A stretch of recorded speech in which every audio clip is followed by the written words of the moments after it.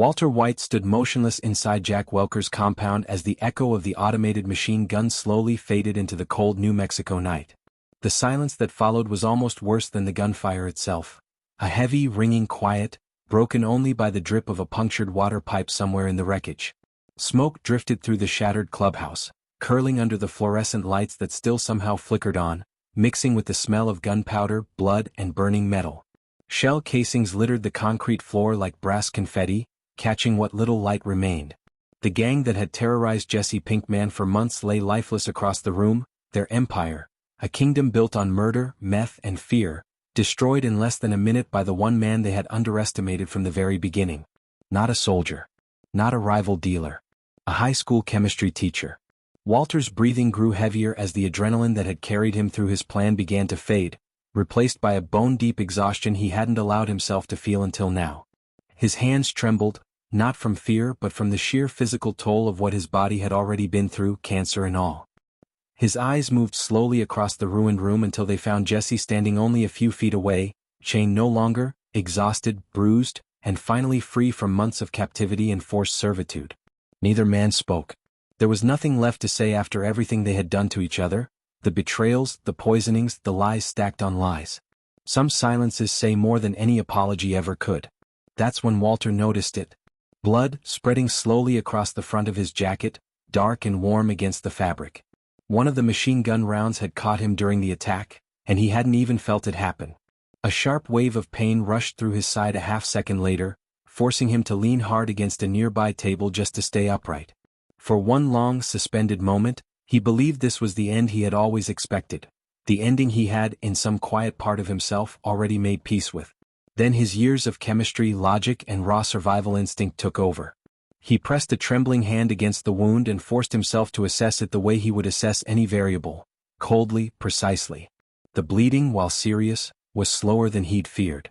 The bullet had passed clean through soft tissue without shredding anything vital. It was an injury that could still kill him if left untreated, but it was not the instant death sentence his mind had jumped to.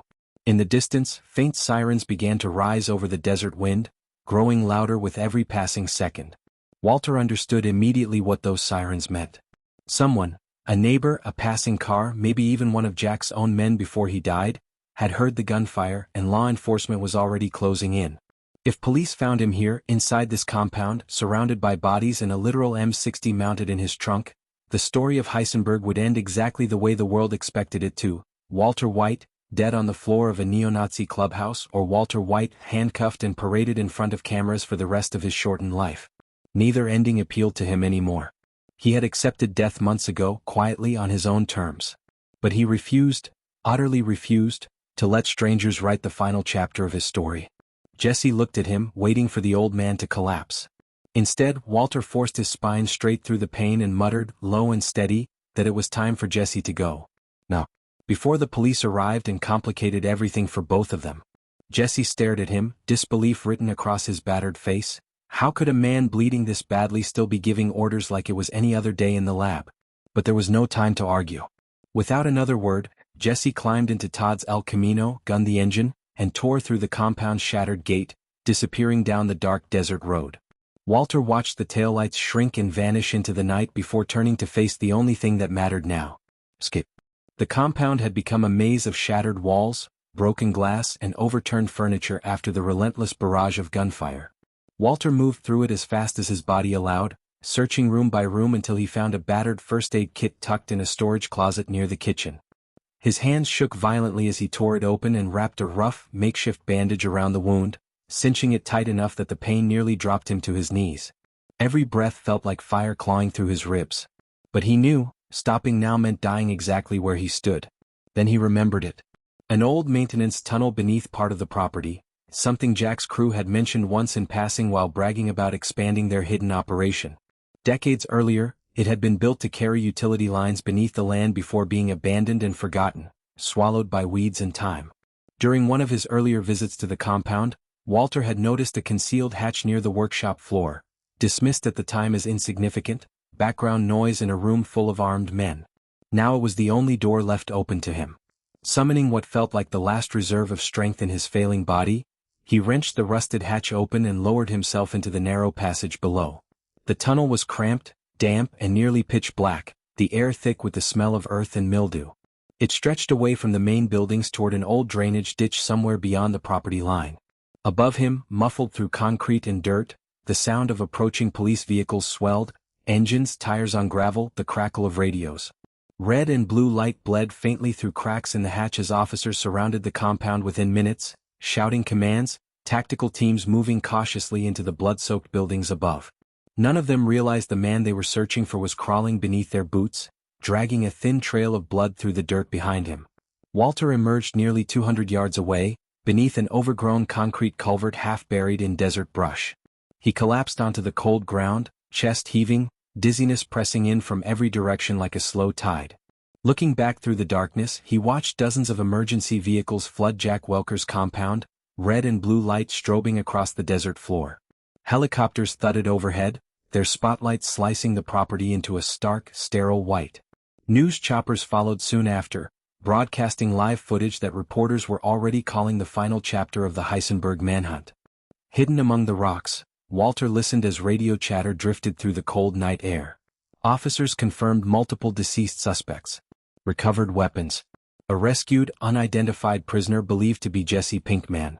But one name kept repeating across every channel. Walter White. They'd found his blood inside the compound. His fingerprints on the machine gun rig in the trunk of his own car. And yet, despite tearing through every room, every vehicle, every inch of the surrounding property, they could not find his body. Confusion rippled through the investigators on scene. Some were certain he'd escaped into the desert and bled out somewhere in the dark. Others argued that no man that wounded, that sick, could vanish without a trace. Hours later, as the first hints of dawn crept over the horizon, Walter forced himself to keep moving across the empty, unforgiving landscape. Every step cost him more than the last, blood still seeping slowly through the makeshift bandage beneath his jacket. His cancer-ravaged body screamed at him to stop, to lie down, to finally let go. But the same relentless will that had turned a mild-mannered chemistry teacher into Heisenberg refused, even now, to surrender. Eventually he reached an isolated stretch of service road where an old pickup truck sat abandoned beside a broken fence line, left behind by an owner who'd apparently walked off after some mechanical failure the night before. Walter searched the cab and found a folded wool blanket, a nearly empty bottle of water, and a faded, dog-eared map of rural New Mexico.